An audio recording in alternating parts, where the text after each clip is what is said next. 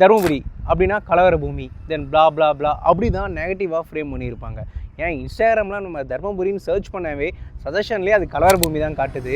உண்மையே தர்மபுரி அப்படியான்னு கேட்டால் கண்டிப்பாக இல்லைங்க. தர்மபுரி கலவர பூமி இல்லை, அது பாசக்கார பூமி. எனக்கே அந்த ஊருக்கு போன பிறகு தான் இந்த விஷயம் தெரிஞ்சது. அது அந்த மக்கள் கூட இன்ட்ராக்ட் பண்ணும்போதும் அவங்க அந்த வெல்கம் பண்ண விதம், சாமி சத்தியமாக சொல்கிறேன், இந்த அளவுக்கு பாசமாக இருப்பாங்க நான் நினச்சி கூட பார்க்கல. அது எக்ஸாம்பிள் சொல்ல போனால், அது 4 ரோட்ஸில் கப்புள்ஸ் வந்து ஆனந்தி மெஸ்ஸுன்னு வந்து ஒரு ஹோட்டல் நடத்திட்டு இருக்காங்க. பசியோட முடியாமல் வரவங்களுக்கும் வந்து ஒரு சாப்பாடு வந்து ஃப்ரீயாக கொடுப்பாங்க. அவங்க வச்சிருக்கிறதே சின்ன கடை தான், பட் அப்படி இருந்தும் அவங்க வந்து ஃப்ரீயாக வந்து தந்துட்டு இருக்காங்க.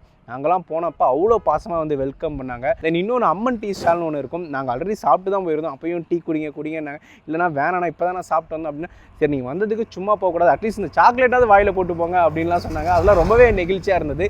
இதெல்லாம் நான் சொன்னது பார்த்தீங்கன்னா ஒரு 2-3 சம்பவம் தான் நான் பார்த்தது. பட் இதையும் தாண்டி ஊரில் நிறையா மக்கள் ரொம்ப பாசமாக இருக்காங்க. ஸோ தருமபுரி மக்கள், நீங்களே உங்கள் ஊரோட பாசத்தை பற்றி தமிழ்நாடே கேட்குற மாரி கீழே கமெண்ட் பண்ணுங்கள்.